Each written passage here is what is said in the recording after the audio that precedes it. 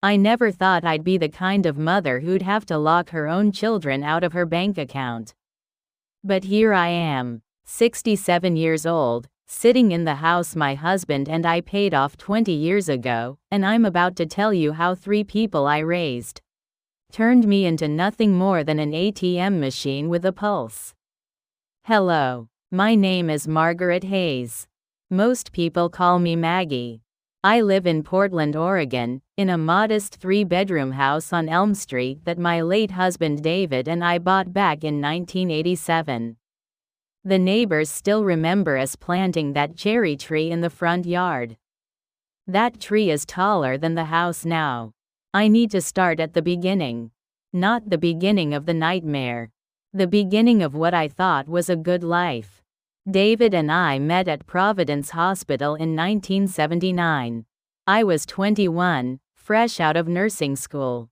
He was 23, working as a medical equipment technician. We got married 2 years later in a small ceremony at my parents' church. Nothing fancy. We didn't have money for fancy. We had 3 children. Brendan came first in 1983. Then Amanda in 1986. Kevin in 1989. We raised them right here in this house. David worked his way up to senior technician. I worked night shifts at the hospital for 18 years so I could be home with the kids during the day. We didn't take vacations to Hawaii. We didn't buy new cars every few years. We saved. Every paycheck, we put away what we could. 10% went straight into savings. We bought generic brands at the grocery store. We fixed things instead of replacing them. David could repair almost anything. He once kept our washing machine running for 5 extra years with spare parts he found at yard sales. The kids had what they needed. Not everything they wanted. There's a difference. Brendan played Little League. Amanda took piano lessons at the community center. Kevin joined Boy Scouts. They all went to public school. They all went to college. We paid for most of it. Not all of it. They worked part-time jobs and took out some loans. We thought that was important. We thought it would teach them responsibility. By the time I retired in 2017, we had $750,000 saved. Our house was paid off. We had good health insurance. We had a plan. David and I were going to travel a little. Nothing extravagant. We wanted to see the Grand Canyon. We wanted to visit Yellowstone. We'd never been to either place. We made it to the Grand Canyon in 2019. David stood at the edge of the South Rim and said it was the most beautiful thing he'd ever seen. He took 47 pictures. I counted them later. He died 4 months after that trip. It was his heart. He was loading groceries into the car at Safeway on a Tuesday afternoon. The store manager found him slumped over the shopping cart. They called an ambulance, but it was too late. The doctor said it was a massive coronary. He said David probably didn't feel much pain. I don't know if that's true or if that's just what doctors tell widows. I was 64 years old, and suddenly I was alone. The kids came immediately. Brendan drove up from Sacramento. Amanda flew in from Denver. Kevin lives here in Portland, so he was at my house within an hour of getting the call.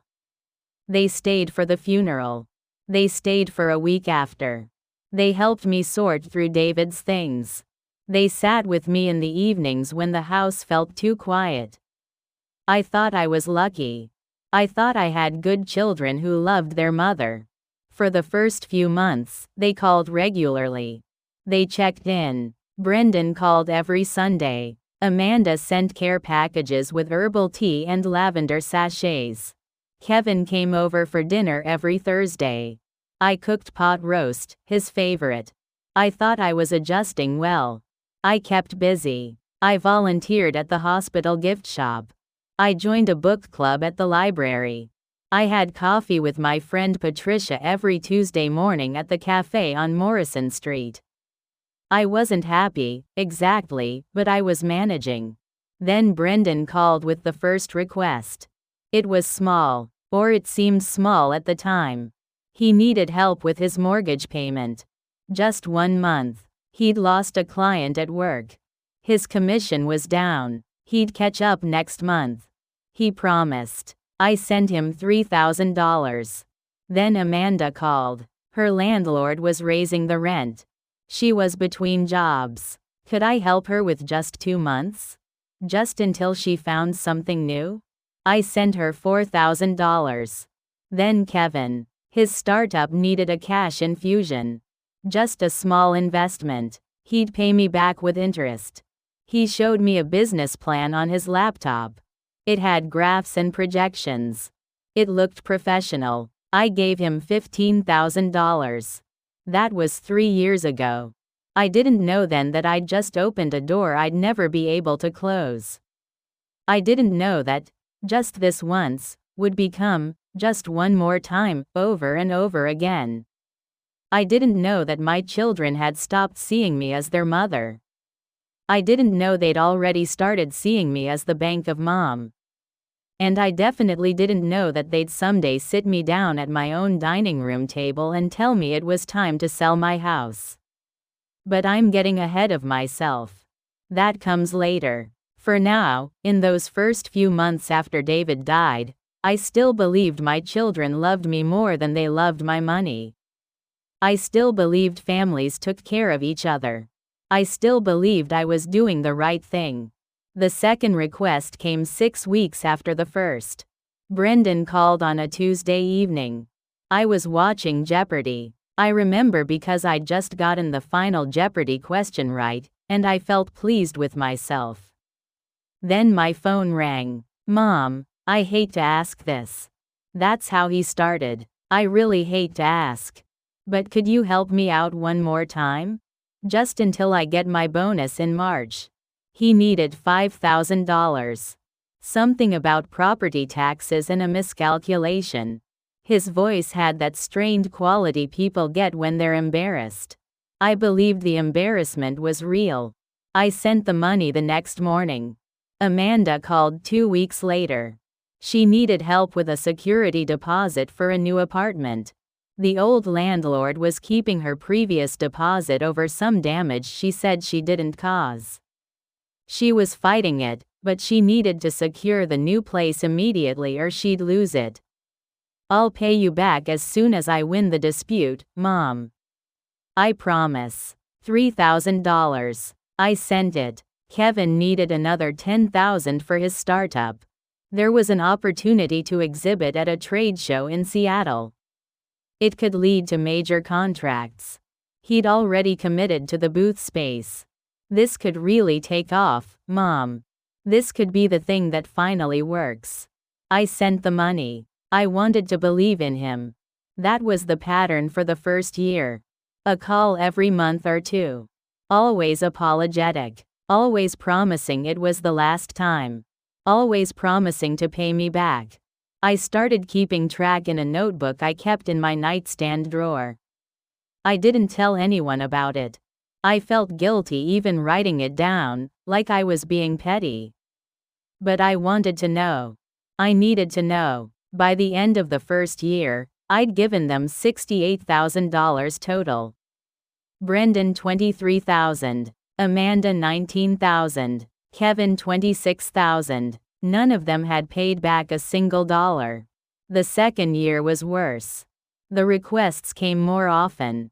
The apologies got shorter. The promises to pay me back started disappearing from the conversations altogether. Brendan called about his car. The transmission was shot. He couldn't get to work without a car. Did I know how expensive used cars were these days? I need $12,000, Mom. I know it's a lot. But I really need this. No mention of paying me back. No mention of the $23,000 I'd already sent him. Amanda needed dental work, an emergency root canal. Her insurance didn't cover it. She was in pain. Could I hear it in her voice? She was suffering. $6,000, Mom. Please. I can't live like this. I sent the money. What kind of mother lets her daughter suffer? Kevin's startup needed more capital. The trade show had led to interest, but now he needed inventory. He needed to fulfill orders. Wasn't this good news? Wasn't this what we'd hoped for? Just 18,000 this time, Mom. This is the final push. After this, we'll be profitable. I was starting to feel tired. Not physically tired. Something deeper. Like I was being slowly drained. But I kept sending money. I tried to talk to Patricia about it one morning. We were having coffee at our usual place. She was telling me about her daughter's new job. I waited for a pause in the conversation. Can I ask you something? Do your kids ever ask you for money? Patricia looked at me over her reading glasses. Sometimes. Birthday gifts, that kind of thing. Why? No, I mean, like, to help them out. With bills and things. She set down her coffee cup. How much are we talking about, Maggie? I couldn't tell her the real number. It felt too shameful. Some, I said. A fair amount. Are they paying you back? I looked down at my coffee. That was answer enough. Patricia reached across the table and touched my hand. Honey, you need to stop. They're my children. They're adults. Adults who apparently have jobs and lives but can't manage their own money. I pulled my hand back. You don't understand. They really need help. Patricia didn't bring it up again. But she gave me a look every Tuesday after that. A look that said she knew. A look that said I was being foolish. The third year was when everything started to change. Not all at once. Gradually. Like water eroding stone. The requests stopped sounding like requests. They started sounding like expectations.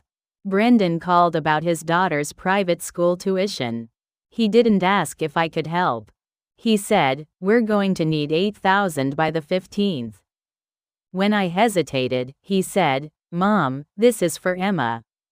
You don't want your granddaughter to miss out on opportunities, do you? Amanda texted me about a vacation she was planning.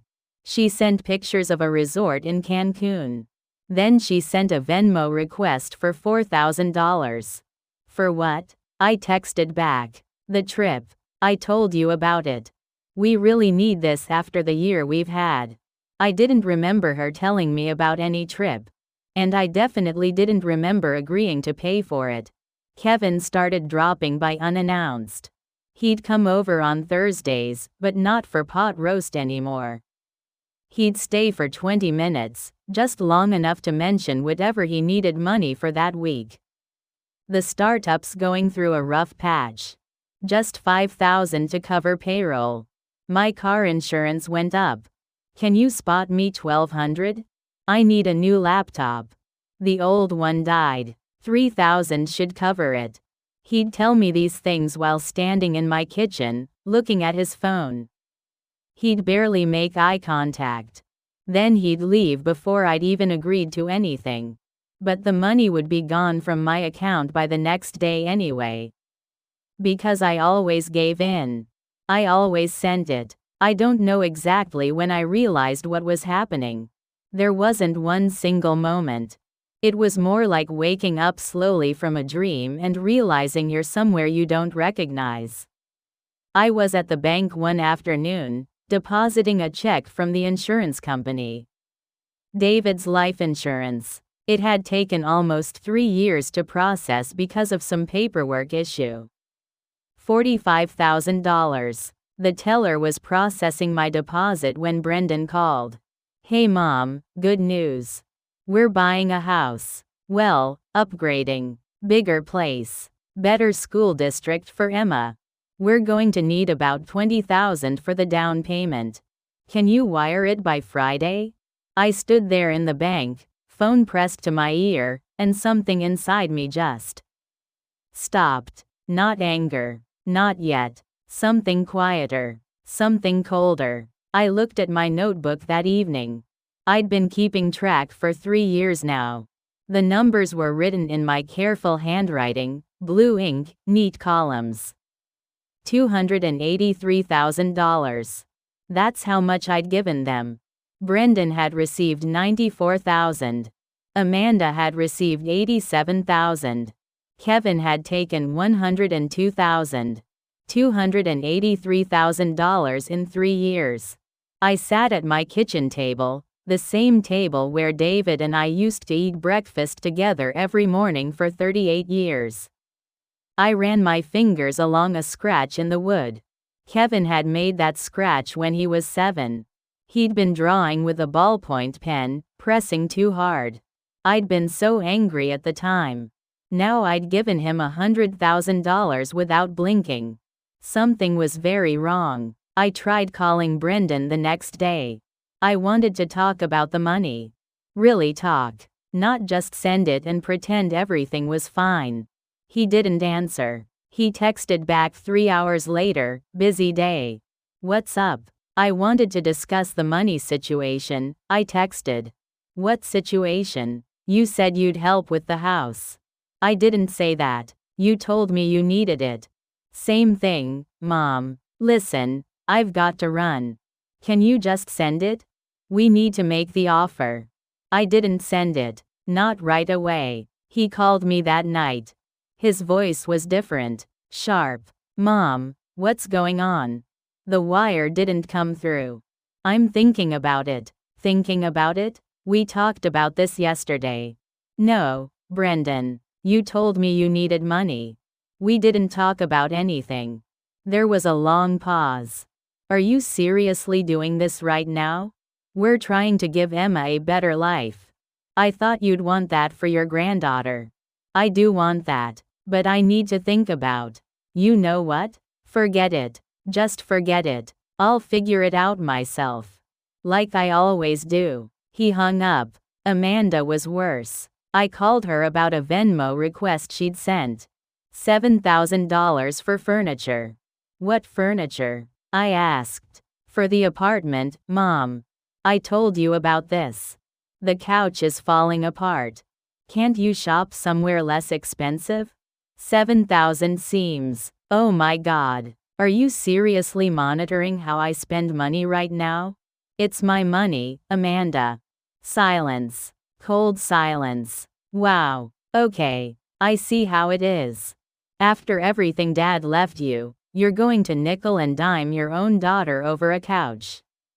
My chest felt tight. That's not fair. What's not fair is having a mother who suddenly decides to be stingy after helping for 3 years. What changed, Mom? You've been fine with it before. I've given you almost $90,000. And I appreciated every bit of it. But now you're making me feel like some kind of burden. Is that what I am? A burden? I couldn't breathe right. No, sweetheart, that's not. I have to go. I'll figure out the furniture myself. Don't worry about it. She hung up too. Kevin was the only one who stayed on the phone. But I wished he hadn't. You're being weird about money lately, Mom. What's going on? I just think maybe we should slow down a little. I've been helping a lot, and I need to think about my own future. Your future? Mom, you have $750,000. You own your house. What future are you worried about? That money needs to last me the rest of my life, Kevin. Yeah, and you'll probably live another 20 years. You're being paranoid. Besides, you're our mom.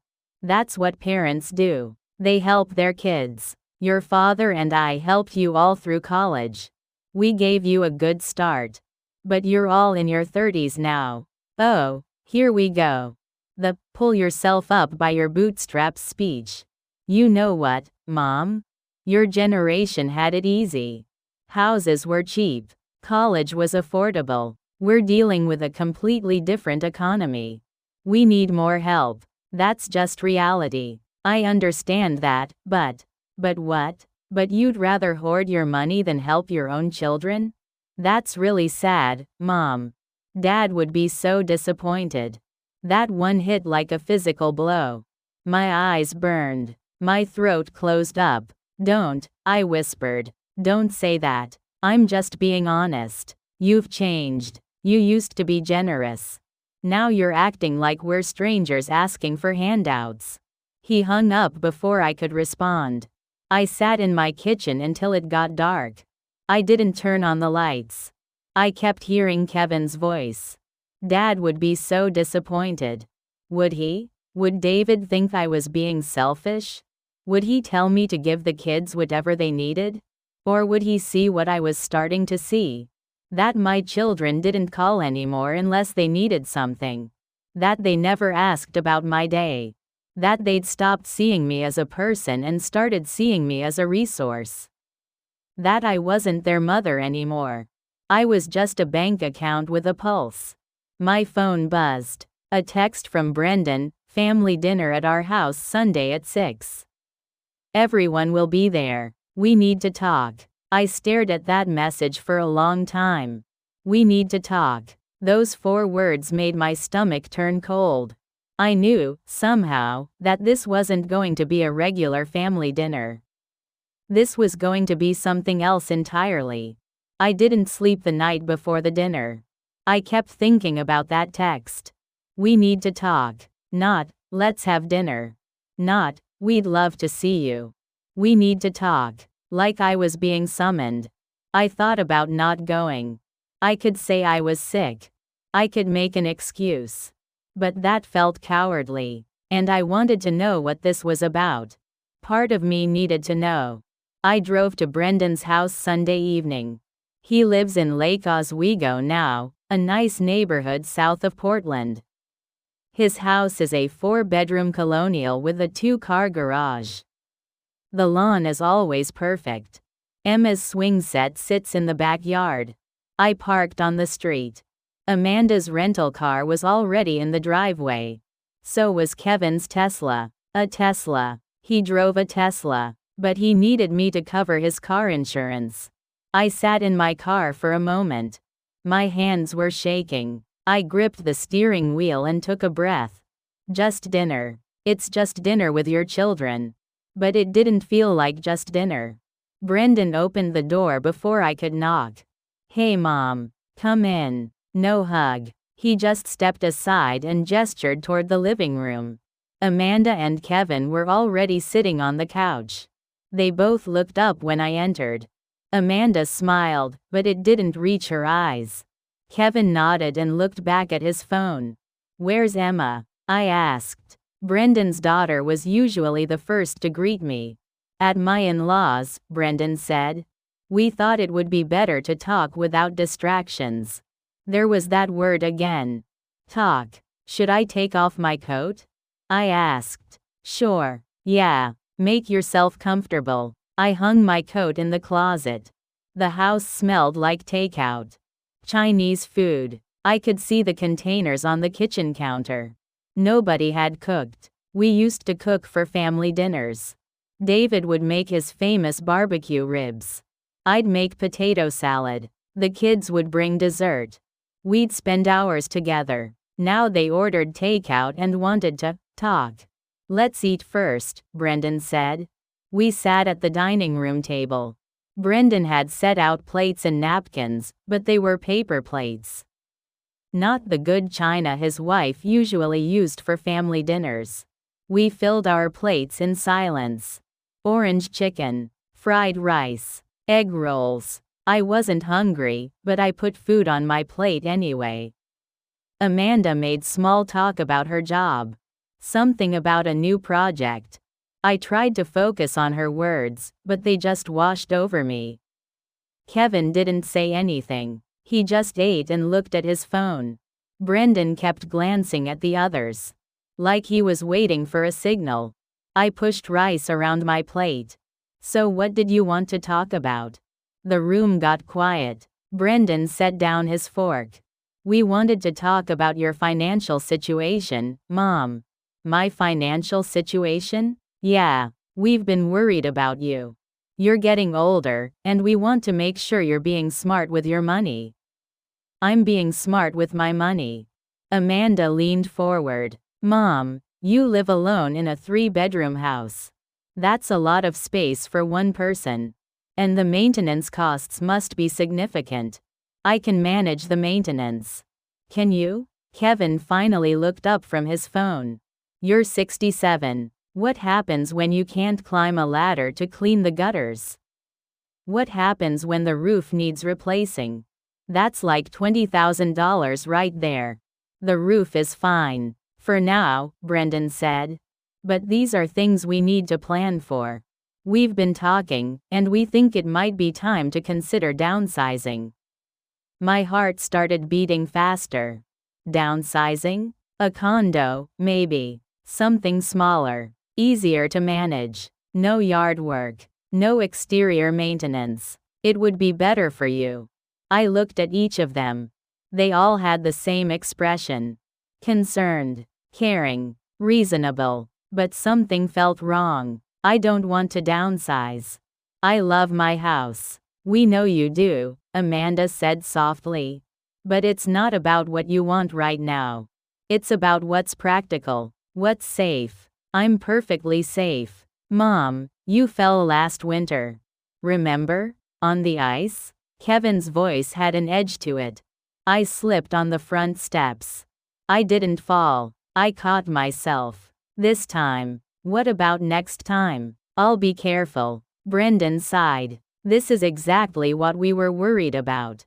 You're being stubborn. I'm not being stubborn. I'm telling you I don't want to move. And we're telling you that you need to think about the future. His voice was getting louder. You're not getting any younger, Mom. Decisions need to be made. I'll make my own decisions. Will you? Amanda's voice had lost its softness.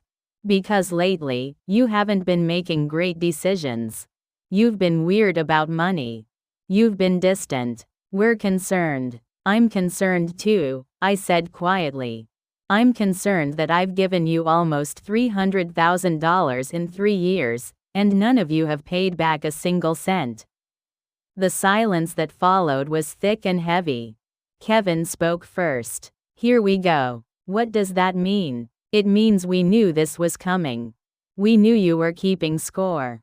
I'm not keeping score. I'm just stating facts. You're being petty, Amanda said. We're family. Family helps each other. You don't keep a ledger of every dollar. Actually, I do. I have been. And the numbers are staggering. Brendan pushed back from the table. Okay, you want to talk numbers? Let's talk numbers. That house you love so much? It's worth about $600,000 now. Maybe more. That's equity just sitting there doing nothing. My stomach dropped. What are you saying? I'm saying you could sell it. Buy a nice condo for $300,000. And have $300,000 liquid. You could invest it. Live off the returns. It makes financial sense. I don't want to sell my house. Why not? Kevin's voice was sharp now. Because of memories? Because Dad lived there? That's emotional thinking, Mom. That's not rational. I felt tears starting. I tried to push them back. It's my home. It's a house, Kevin said. It's just a structure. You're attaching too much sentiment to it. Amanda reached across the table. Mom, we're not trying to hurt you. We're trying to help. You could sell the house, downsize, and have money to help us when we really need it. There it was. The real reason. I pulled my hand away. So this is about you getting money. It's about all of us being secure, Brendan said. You'd be secure in a condo with money in the bank. We'd be secure knowing we have a safety net. It's a win-win. Except I'd lose my home. You'd gain peace of mind. I stood up. My legs felt weak, but I forced myself to stay upright. Let me make sure I understand this. You want me to sell the house your father and I bought. The house you all grew up in. The house I've lived in for almost 40 years. So I can give you the profit. That's not what we're saying, Amanda said quickly. That's exactly what you're saying. Kevin stood too. You know what, Mom? This victim act is getting old. You have money. You have assets. We're struggling. All of us. You could help us, but instead, you're clutching your pearls and acting like we're asking for your kidney. I've given you over $100,000, Kevin. And you have $700,000 left. What are you saving it for? You're going to die someday, Mom. That money doesn't go with you. The room tilted. I gripped the back of my chair. Are you really saying that to me? I'm being honest. Someone has to be. Brendan held up his hands. Okay, everyone calm down. This is getting heated. It's already heated, I said. My voice sounded strange, distant. You invited me here to tell me I should sell my house so you can have the money. We invited you here to have a rational discussion about your future, Brendan said. But you're not being rational. You're being emotional. I'm being emotional? My children are asking me to give up my home, and I'm being emotional? See? Amanda looked at her brothers. This is what I was talking about. She can't have a reasonable conversation about this. I stared at her. What does that mean? She looked away. Nothing. No, tell me. What does that mean? Kevin sat back down. He looked tired. It means we think you're not thinking clearly anymore, Mom. It means we're worried about your judgment. The floor felt like it was dropping away beneath me. You think I'm losing my mind. We didn't say that, Brendan said quickly. But you think I'm not capable of making my own decisions. We think you need guidance, Amanda said. There's no shame in that. You're getting older. These things happen. I looked at my 3 children. The babies I'd raised. The kids I'd nursed through fevers and heartbreaks and failures and successes. They were looking at me like I was a problem to be solved. I need to leave. My voice came out as a whisper. Mom, don't do this, Brendan said. Sit down. Let's talk about this like adults. Like adults? You mean the way you talk to me? Making decisions for me? Treating me like I'm incompetent? You're twisting our words. Am I? I walked toward the closet. My hands were shaking so hard I could barely grab my coat. Because it sounds to me like you've already decided what I should do. It sounds like this whole dinner was just you informing me of your plan. It's not our plan. It's a suggestion, Amanda said. But her voice was weak. I got my coat on. I turned to face them one more time. Let me be very clear. I am not selling my house. Not now. Not ever. That house is mine. Your father and I earned it. And I will live in it until I die or I decide otherwise. Kevin laughed. It was a short, bitter sound. Fine. Fine. Keep your house. But don't expect us to keep helping you maintain it. Helping me? When have you helped me maintain it? We come over sometimes. We check on you. When you need money. His face flushed red. You know what? I'm done with this. You want to be alone in that big house? Be alone. See if we care. Kevin, Brendan said sharply. But Kevin was already standing. No, I'm tired of tiptoeing around this. She's selfish. She has money and she won't share it. That's the bottom line. I felt something break inside me. Not break. Shatter. I have shared it. I've given you everything you've asked for. Not everything, Kevin said quietly. Not the house. I left. I walked out without saying goodbye. I got in my car. My hands were shaking so badly I could barely get the key in the ignition. I drove home in a daze. When I got inside, I went straight to my bedroom. I sat on the edge of the bed. The same bed David and I had shared for 38 years. I looked around the room. The dresser we'd bought at an estate sale in 1985. The lamp I'd inherited from my mother. The wedding photo on the nightstand. This was my home, and my children wanted me to sell it. Not for me, for them. I thought about Kevin's words. What are you saving it for? You're going to die someday. I thought about Amanda's concern. She can't have a reasonable conversation about this. I thought about Brendan's plan. Sell for $600,000. Buy a condo for $300. $300 left over. $300,000. Split 3 ways would be $100,000 each. They'd already done the math. They'd already planned how to divide up the money from my house. My house. My home. I opened my nightstand drawer and pulled out my notebook. The one where I'd been keeping track. $283,000 already given. And now they wanted more. They wanted everything. I sat there for a long time, just staring at those numbers. Then I picked up my phone. I needed to know something. I needed to know if this was real. If I was really just a bank to them. Or if there was something I was missing. I needed to know the truth. And I knew someone who could help me find it. I typed a text to Patricia. Do you still have that friend who does private investigation work? Her response came back in 30 seconds, yes. Why? I stared at my phone. Why? Because I needed to know if my children were lying to me. I needed to know if they really needed the money they kept asking for.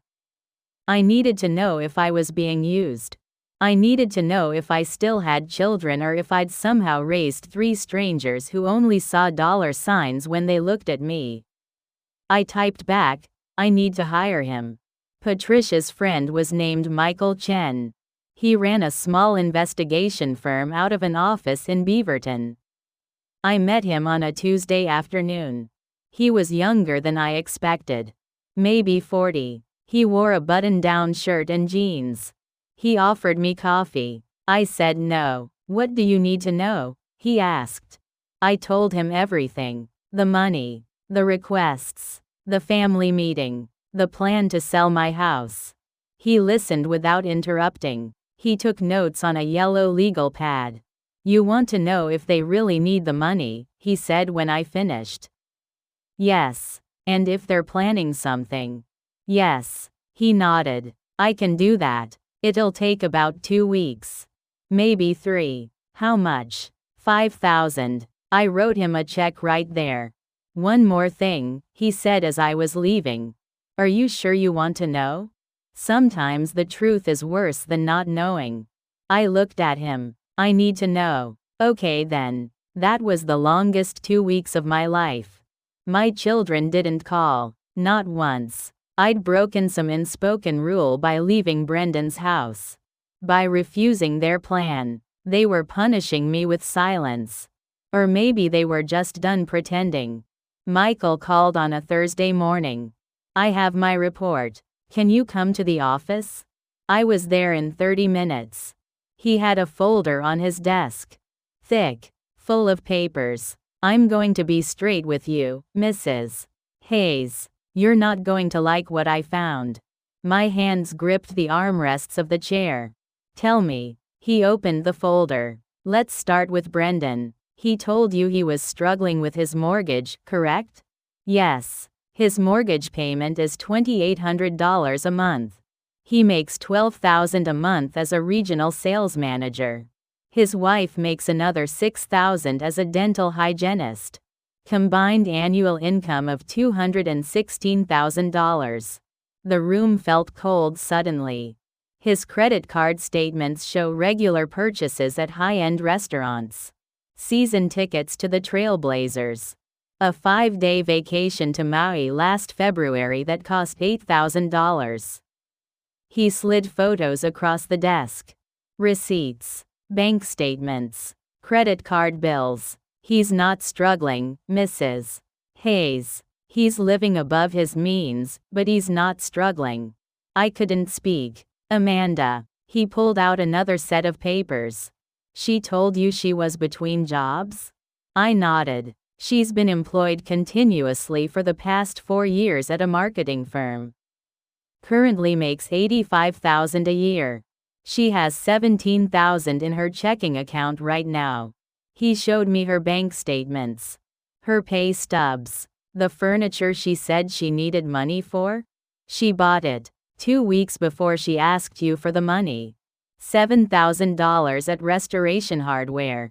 Already paid for. My vision blurred. Kevin. Michael's voice got quieter. His startup. Did he tell you it was struggling?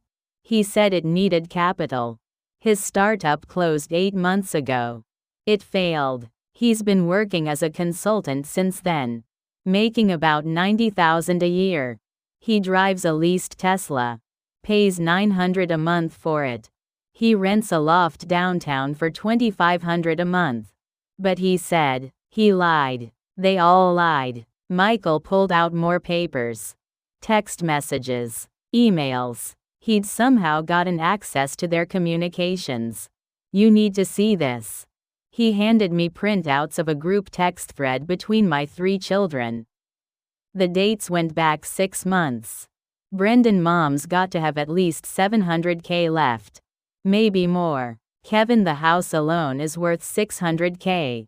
If she sold it, that's $200K each after she buys a condo. Amanda, she's never going to sell. You know how she is about that place. Brendan, then we need to convince her. Make her think it's for her own good. Kevin, the safety angle might work. She's getting older. Can't maintain a big house. Amanda, we need to be united. All of us together. She can't say no to all of us. I stopped reading. My hands were shaking too much to hold the papers. There's more, Michael said quietly. I didn't want to know more. But I had to. He showed me another text thread from 2 weeks ago. Right after the family dinner. Kevin, she's being difficult. I don't think the nice approach is working. Brendan, what do you suggest? Kevin, power of attorney. She's 67. We could make a case that she's not mentally competent. Amanda, that seems extreme. Kevin, it's realistic. She's making bad financial decisions. Hoarding money. Refusing reasonable suggestions. We could get a doctor to evaluate her. Brendan, let's keep that as a backup plan. Try one more time to convince her first. Kevin, fine. But if she won't cooperate, we need to take action. That money isn't doing anyone any good sitting in her account. I put the papers down. I couldn't breathe right. My children. My babies. The kids I'd raised. The kids I'd sacrificed for. They were planning to take my money. My house. My independence. They were planning to have me declared incompetent. Mrs. Hayes? Michael's voice came from far away. Do you need water? I shook my head. What else? That's the worst of it. But there are more expenses. Luxury purchases. Vacations. High-end electronics. None of them are struggling financially. They're just living beyond their means and using you to subsidize their lifestyles. I sat there for a long time, just staring at the papers on his desk.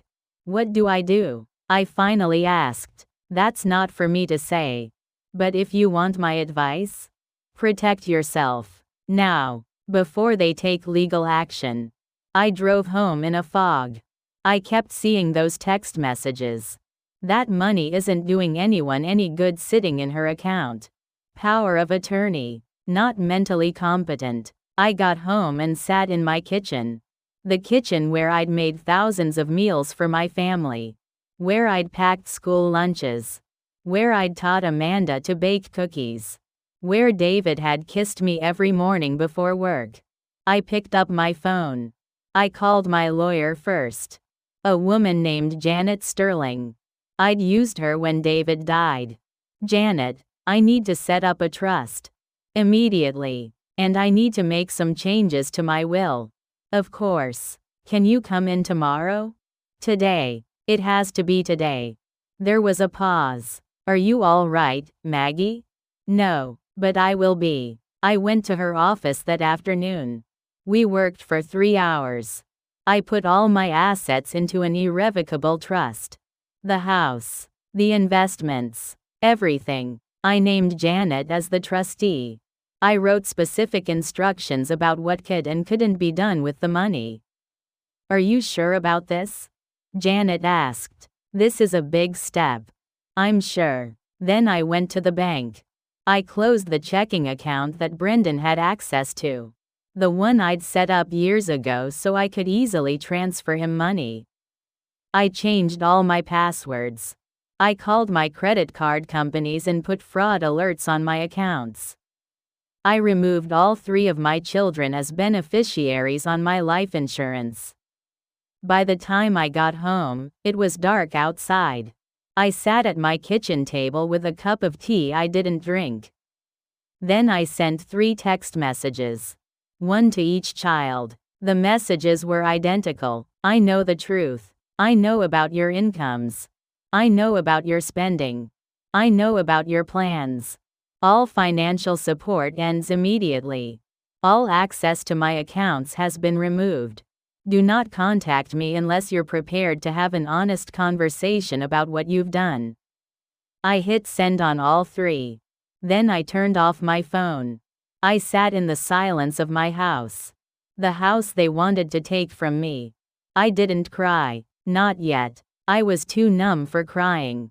I just sat there, thinking about how I'd spent 67 years building a life.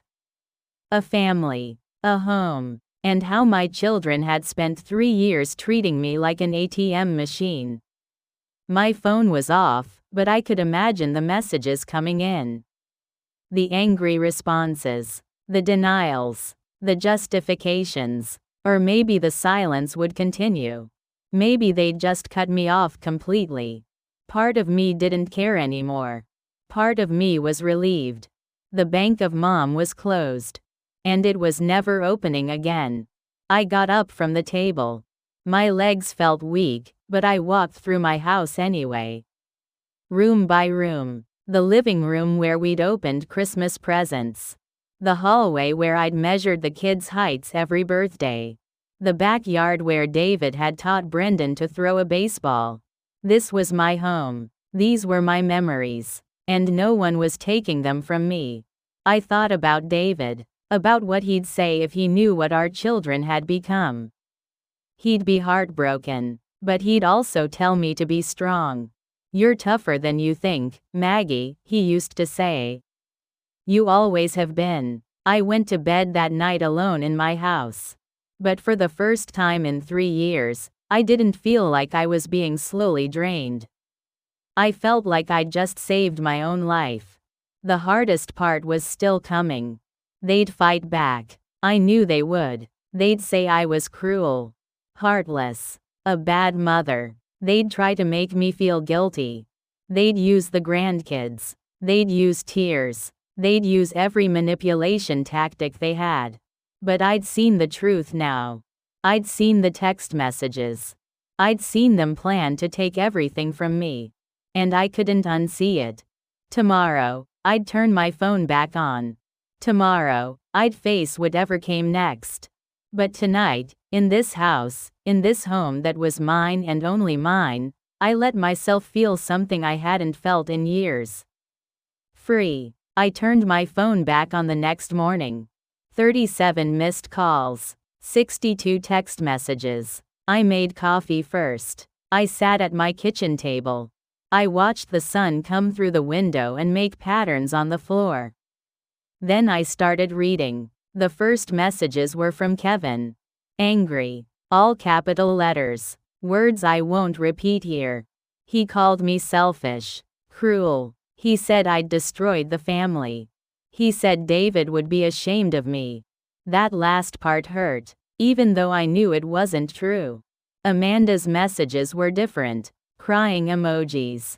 Desperate pleas. Mom, please. We can talk about this. I love you. Don't do this to us. No acknowledgement of what they'd done to me. Just what I was doing to them. Brendan's messages were the coldest. Professional almost. We need to discuss this like adults. This is not how you handle family matters. Call me when you're ready to be reasonable. Like I was the unreasonable one. There were voicemails too. I listened to 3 before I deleted the rest. I didn't respond to any of them. Not that day. The calls kept coming for a week. Then they slowed down. Then they stopped. The silence was both a relief and a wound. I'd cut off my children. My own children. But they'd cut me off first. They just hadn't made it official.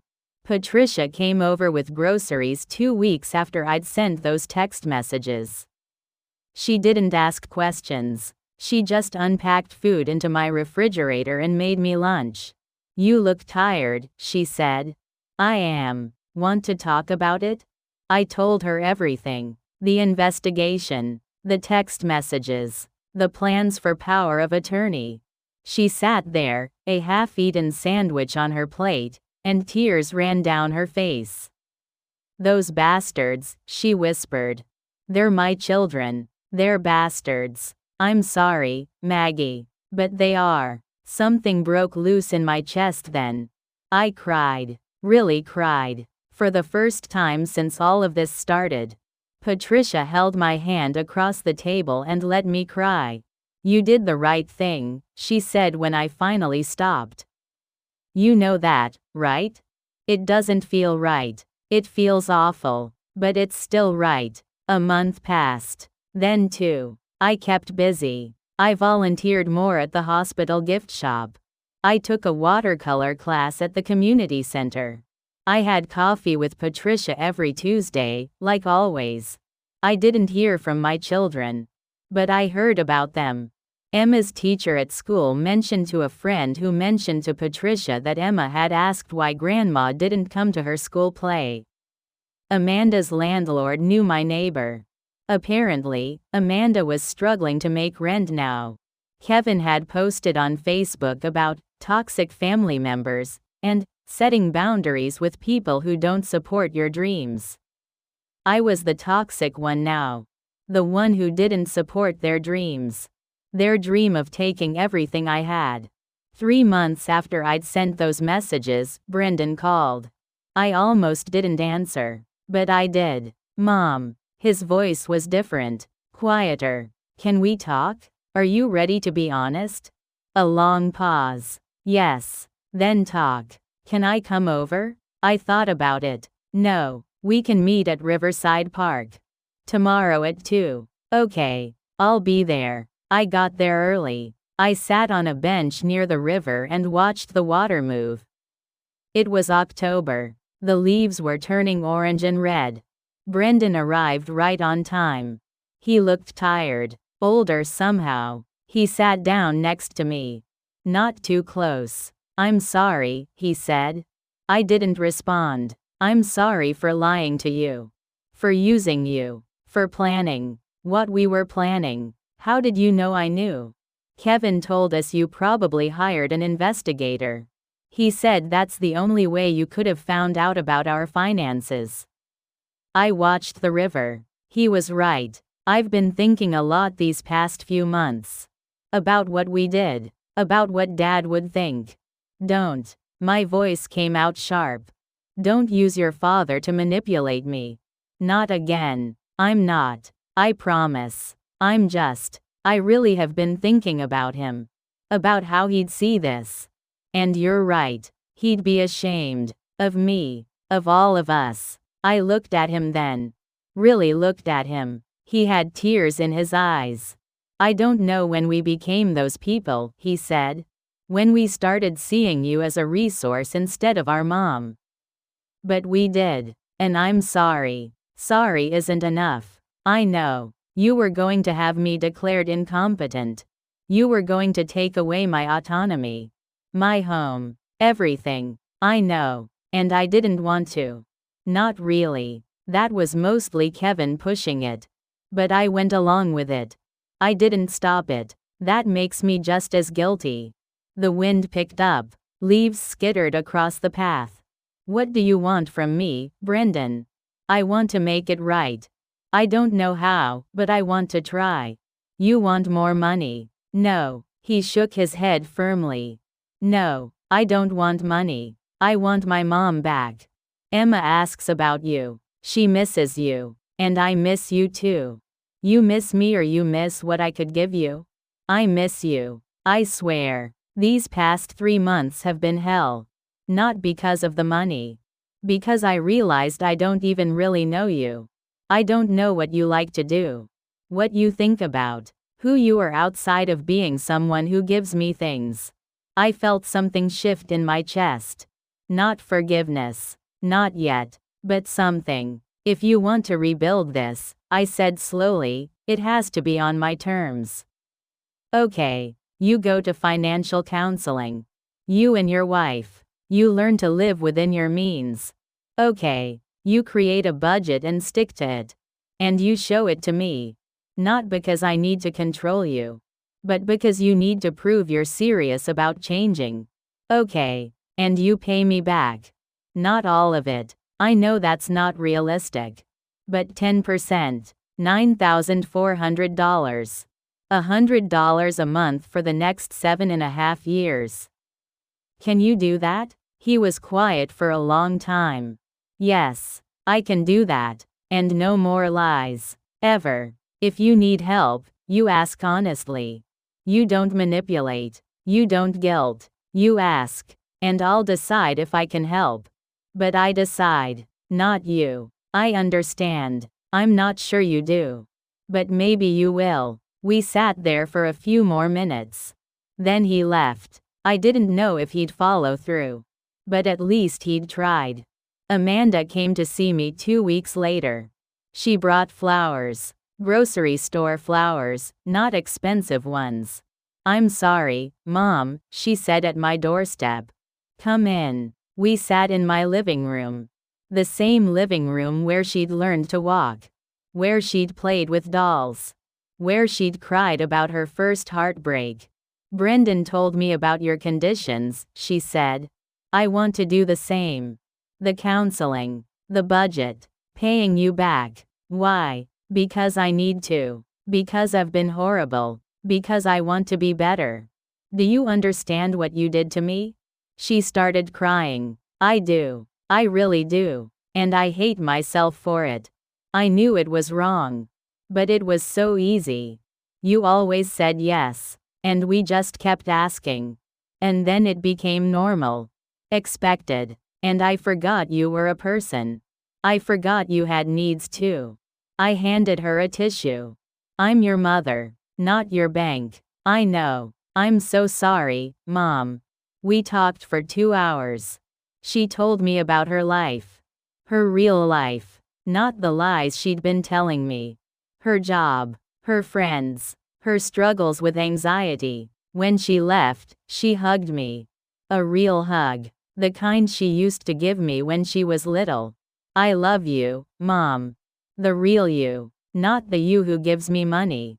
I love you too. Kevin never called. I heard through Brendan that he was furious. That he thought I'd brainwashed his siblings. That he'd cut off contact with them too. Maybe someday he'll come around. Maybe he won't. I've had to make peace with that. 6 months after I'd closed the bank of Mom, I was sitting in my backyard. It was April. The cherry tree was blooming. Brendan comes over every other Sunday now. We have dinner. We talk. Real conversations. He tells me about his work. I tell him about my watercolor class. He's been paying me back. $100 every month. Right on time. Amanda calls twice a week. Sometimes we talk for 10 minutes. Sometimes for an hour. She's started seeing a therapist. She says it's helping. She's paid me back $400 so far. Small amounts. But consistent. Kevin still hasn't spoken to me. Emma sent me a drawing through Brendan last month. It was a picture of the two of us holding hands. I miss you, Grandma, written in crayon at the bottom. That one made me cry. I'm seeing Emma again now. Once a month. Supervised visits with Brendan present. It was awkward at first. But it's getting better. I still have most of my money. The house is still mine. My independence is still intact. But more than that, I have something else. Boundaries. Respect. Peace. I think about David sometimes. About what he'd think of all this. I think he'd be proud. Not of what happened, but of how I handled it. I stood up for myself. I protected what we built together. I demanded better from the people who were supposed to love me. That's not cruelty. That's self-respect. Some people think parents should give everything to their children. Sacrifice everything. Even their dignity. Even their safety. I don't believe that anymore. Real love doesn't enable destruction. Real love requires accountability. Real love says, I care about you too much to watch you become someone who uses people. I'm 68 now. I'm sitting in my kitchen, in my house, drinking my coffee. I'm alone, but I'm not lonely. I'm at peace. Not every story has a happy ending where everyone reconciles and everything goes back to normal. This is better than normal. This is honest. 2 of my children are learning to be better people. 1 isn't. And that's his choice. I made my choice too. I chose myself. And I'd make that choice again. If you're listening to this and you see yourself in my story, whether you're the parent being used or the child who's been taking advantage, I want you to know something. It's never too late to change. It's never too late to set boundaries. It's never too late to demand respect. And it's never too late to choose yourself. You're not selfish for protecting what you've earned. You're not cruel for saying no. You're not a bad parent for expecting your adult children to be adults. You're human, and you deserve to be treated like a person, not a resource. My name is Margaret Hayes. I'm 68 years old. I live in Portland, Oregon, in a house I will never sell. And I'm finally, truly, at peace. Thank you for listening to my story. I hope it helps someone out there who needs to hear it. If you found value in what I shared today, I'd be grateful if you'd subscribe to Grandmama Radio. Give this video a thumbs up, and turn on notifications so you never miss a story. Sometimes the most important lessons come from the hardest experiences, and I'm honored to share mine with you. Take care of yourselves, and remember you're worth fighting for.